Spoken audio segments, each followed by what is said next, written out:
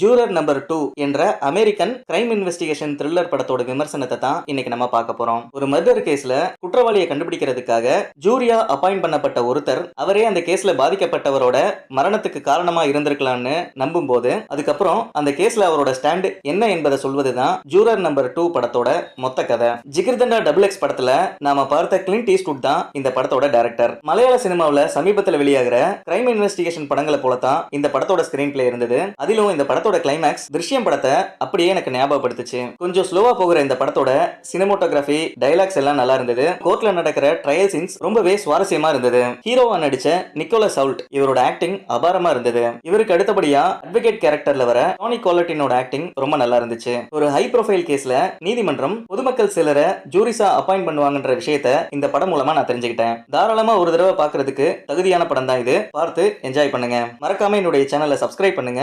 நன்றி, வணக்கம்.